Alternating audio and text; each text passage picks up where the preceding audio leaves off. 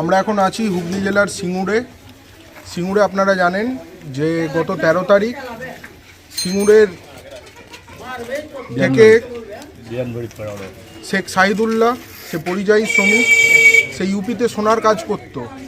ইউপিতে সোনার কাজ করতে গিয়ে তাকে 13 তারিখ রাতে তাকে খুন করা হয়। প্রথমে মাথায় ভারী কিছু দিয়ে আঘাত করে তার মাথা ফাটিয়ে দেওয়া হয়।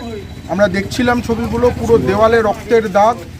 তারপর তাকে ছুরি দিয়ে গলা কেটে তাকে খুন করা হয়। খুন করে, এবং আমরা যেটা জানতে পারলাম, সে ওখানে যেহেতু সোনার কাজ করতো, তার কাছে বেশ কিছু সোনা ছিল, সেটা 100 গ্রাম হোক 200 গ্রাম হোক, তার কাছে বেশ কিছু সোনা ছিল, তার কাছে কিছু টাকা পয়সা ছিল। সেই সব কিছু লুটপাট চালানো হয়। এবং যখন আজকে ইউপি থেকে তার মৃতদেহ এখানে তার গ্রামে আসে, ইউপি পুলিশ জানায় যে বাংলাদেশি সন্দেহে তাকে খুন করা হয়েছে। আপনারা জানেন যে এই খুনের ঘটনা আজকে প্রথম নয়। বিভিন্ন বিজেপি শাসিত রাজ্যে, সে উড়িষ্যা হোক, গুজরাট হোক, সে ইউপি হোক, সে রাজস্থান হোক, বিভিন্ন রাজ্যে আজকে বাঙালিদের ওপর, মহারাষ্ট্র, বিভিন্ন রাজ্যে বাঙালি যারা বাংলা ভাষায়, আমরা আমাদের মাতৃভাষায় কথা বলে, তার জন্য বিভিন্ন রাজ্যে গিয়ে বাঙালিদের ওপর হেনস্থা অত্যাচার করা হচ্ছে, তাদের ধরে ধরে খুন করা হচ্ছে। আজকে এতটাই অবস্থা খারাপ, আমরা প্রায় প্রতিদিন আমাদের স্বজাতির ভাই যারা বিভিন্ন রাজ্যে গিয়ে কাজ করতো, তাদের মৃতদেহ দেখে আমাদের ঘুম ভাঙছে। অবস্থা এতটাই খারাপ। আজকে আমরা এখানে সিঙ্গুরে এসেছি। আমাদের সাথে আছেন দাদা, আপনার নামটা বলুন। নাসিরুল মিত্র। এই ঘটনা সম্পর্কে আপনি কিছু বলুন। যে মারা গেছে উনি আমার ভাইপো হন। তো দাদা যেটা বললেন, অ্যাকচুয়ালি ওনার বাড়িতে এসআইআরের নোটিশ আসে। এসআইআরের নোটিশ আসার পরে আতঙ্কিত হয়ে পড়ে। ওনার ওয়াইফের নামে আগামী 17 তারিখ 17/1/2026 তারিখে এসআইআরের হিয়ারিংয়ের নোটিশ এসেছে। ওনাকে হিয়ারিং করতে হবে। এই অবস্থাতে উনি ওনার ওয়াইফকে ওখান থেকে একটা ছেলের কারিগরের মাধ্যম দিয়ে ইউপি থেকে বাড়িতে পাঠায়।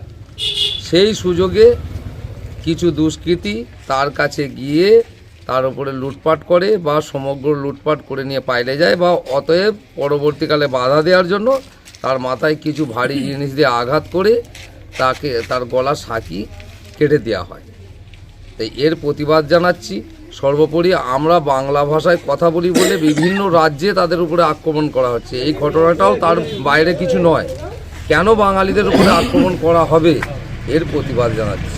আজকে শুধু এখানে নয়, আজকে বেলডাঙায় আরেক আমাদের ভাই, তারও মৃতদেহ আজকে বেলডাঙায় ঢুকেছে। সেখানকার স্থানীয় মানুষ আজকে বিক্ষুব্ধ। আপনারা বলুন, এই যে বাংলার এলাকার পর এলাকা, গ্রামের পর গ্রাম, প্রতিদিন যে একটা করে মৃতদেহ ঢুকছে, সাধারণ মানুষকে আমরা কতদিন বলবো? সাধারণ মানুষ কতদিন শান্ত থাকবে? আজকে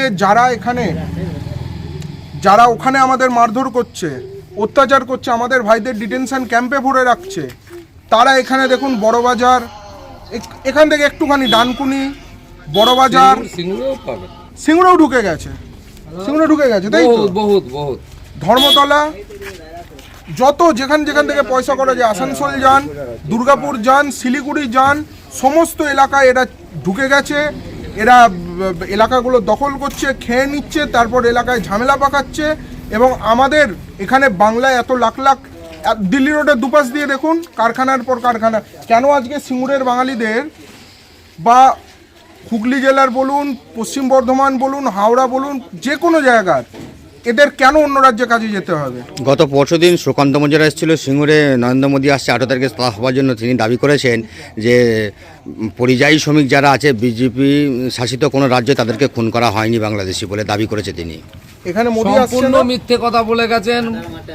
সুকান্ত মজুমদার সাহেব সম্পূর্ণ মিথ্যে কথা বলে গেছেন। মোদী আসছে তো 18 তারিখ নরেন্দ্র মোদী আসছেন আমাদের এখানে, দেশের সম্মানীয় প্রধানমন্ত্রী।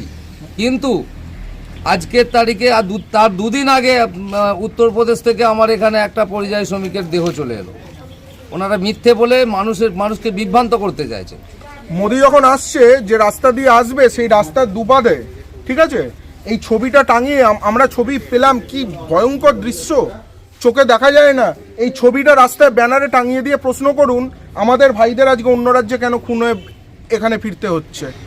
সারা বাংলা জুড়ে বিভিন্ন জেলার, মেদিনীপুর, মালদা, মুর্শিদাবাদ, নদিয়া, সুন্দরবন এলাকার সাধারণ বাঙালি যারা বিভিন্ন রাজ্যে কাজ করতে যায় সকলের ওপরে এই অত্যাচার নির্যাতন চলছে। ভাবতে পারেন আজকে আমরা কি এই দিন দেখার জন্য আমরা আমাদের ভাইদের মৃতদেহ গুনবো বলে আমরা বুকের রক্ত দিয়ে ভারত স্বাধীন করেছিলাম? এই যে পরিবারের তার ছেলেকে দেখলাম 3 বছরের বাচ্চা ছেলে, বলুন তো তার কি হবে, তার ভবিষ্যৎটা কি হবে বলুন তো? আজকে তাকে একটি অনিশ্চিত ভবিষ্যতের দিকে ঠেলে দেওয়া হলো। এই দিন দেখবো বলে আমরা বুকের রক্ত দিয়ে ভারত স্বাধীন করেছিলাম।